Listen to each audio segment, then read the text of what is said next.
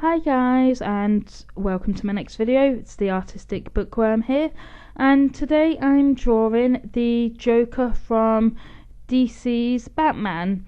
So I found the reference image for this in a colouring book back in 2014, and I just loved the whole pose, the complexity of the image, the command that the Joker just had in this picture, and I just loved everything about it. I think I got the colouring book actually from a pound shop over here.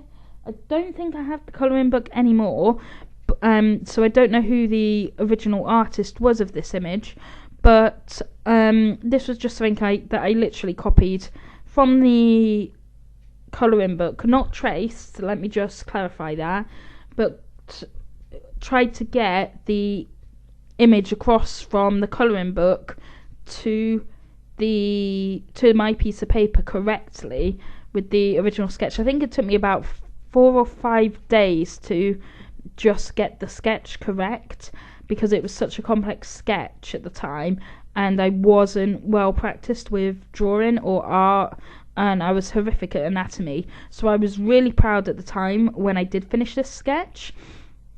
And at the time as well, I was getting new art supplies quite often, so I think I inked it quite a few times. I didn't have my Pentel brush pen though, but I did have like my Copic multi-liners, I had my India inks, so I think I practiced inking this image because of the fine detail about 15 or 20 times before I actually coloured it in.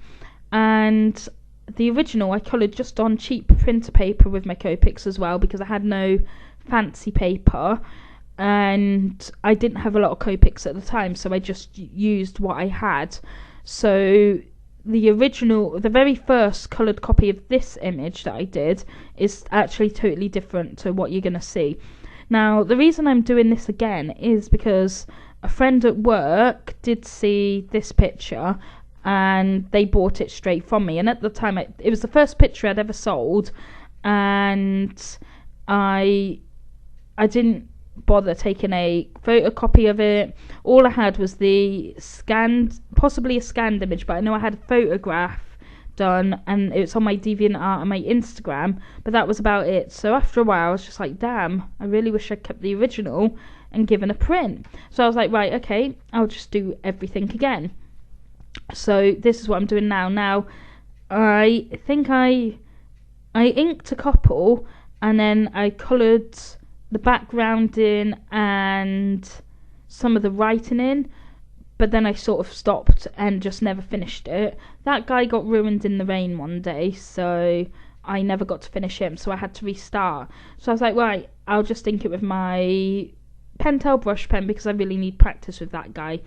So I inked it again and then started colouring the background in with my Copic airbrush. Made a mess, the Copic airbrush ran out and I didn't have a refill, so I ended up using that just as a scrap bit of paper. So then we finally get on to this one where I inked it then finally with just a colour erase pencil, and then you see me colouring here where I've actually inked over the colour erase with my Pentel, and now I'm colouring it in. So we're doing a bit of a rewind here. So when you saw me colouring in the face, I actually used Bailey J's tutorial to choose the colours for the face. So I thank her for putting up that tutorial, because I think it's really made the colouring of the face pop. And the only tweak I made was that I used the BV31 just to add a bit of shadowing, because I like that for my shading on faces. So I used that. The trousers I coloured in, I absolutely loved what I did. I think I managed to capture all the folds and everything and capture the light and the dark areas, so I was very impressed with how I did that. For this part of the video and the next part, there is a little glitch because it took me 2 or 3 hours just to figure out how to get these two files onto my movie maker without them corrupting, because they weren't corrupted in the original stored file, they played fine, but the first time I was trying to bring them over they were both corrupted. Then I managed to get the one that I'm colouring now. I managed to get that over without it corrupting. But then this file that we're watching now, at the moment it's not corrupted. It's fine up until I've stopped colouring in the hair and everything. And you'll see where it looks like I'm doing nothing, or it looks like I'm putting Copics up and down, up and down. That's where the glitch is, and it took me a lot longer to get this file to transfer on without corrupting. And it took me a while just to figure out, well, there's this glitch and it's right on this part here. So I apologise for that. But at least I've got a version over where it's not missing a good portion of the colouring, because if I couldn't get this file and the last file to copy over, I wouldn't be posting the video. And saying that now, I have to apologise for how I sound in this video, because I've actually got a cold, so I'm sounding a bit I mean, it is cold season, so it's coming to the end of the winter, the temperature change. I've picked up a bit of a cough and all of that. So yeah, now the end of the glitch has passed, so we're back to normal. And I like the colours that I chose for this as well. I decided, I think in my original I had the jacket and the trousers matching, but I decided in this one I did want them to be of purple colours, but I went for the trousers to be more on the violet side, and then the jacket to be more on the blue-violet side, and I think that actually really worked well together. I could have improved a bit on the colouring on the jacket, but that's something I'll learn. But other than that, I am really happy, and I'm really happy with how I managed to make things blend overall. Again, I'm still practicing on that, but I am really happy on how I got it to blend. The only I'm just trying to think. The other difference from this picture to the original is the background. I did change the background up completely. So in this picture, the background is like a pink circle, which you'll see at the end, a bright hot pink circle, and then my RV10 and RV11 creating stripes up, so you'll see that later on. In the original, I did the background in, I think it was RV06 actually, and then that's like a hot pink colour, and then I used like a dark red, so I think it could have been like RV39 or RV59, not entirely sure, and then I used a very dark purple. Again, I'm not sure on the colour. The only one I can think is it could have been BV8 possibly, because I think I've had that one a while. Yeah, I think that's one of my originals, so it possibly was BV8. But again, I didn't record the colours that I used for that. So in previous pictures, especially my dog trio, sorry, I can't remember where I saw it, but I know Bailey J's done a similar thing. But I think in a recent video I saw someone just like for a background just putting a simple shape behind the image. I really like that, so that's why I went for the Joker, and I just used the bowl to outline it.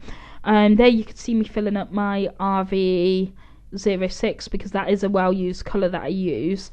I was very, very lucky because I actually overfilled it and it spilled everywhere, but it spilled on my mat and on the tester sheet because I'd moved the picture out of the way, so I was very lucky there. I was also very lucky because the two other colours I chose for the background, my RV10 and my RV11, I didn't know were running low until I actually started. And at that point, it was just like, right, I better just finish colouring and pray for the best. Like, I was literally going, please hold out to the end of the picture. Please just last. So those are two colours I need to buy. I'm keeping a list of all the refills that I need to start buying. So at the moment, I'll probably have to add my E70s to this because I've been using them a lot. But at the moment, I need to buy my V01, RV10, RV11 and W1. I also want to get a refill for my colourless blender and my special black 110.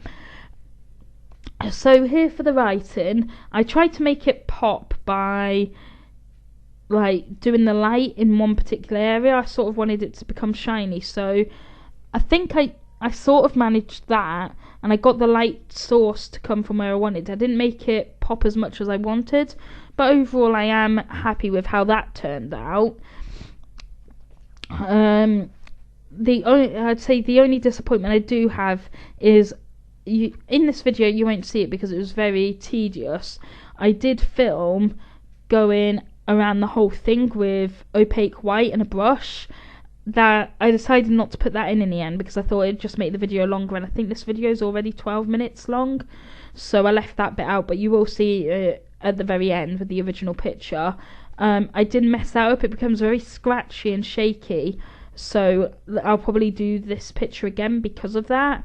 But overall, like, I'm happy for a first go with changes to see how it is. Again, I forgot to press record a couple of times, like with recording the first part of the skin and then the first part of colouring that background, so I apologise for that.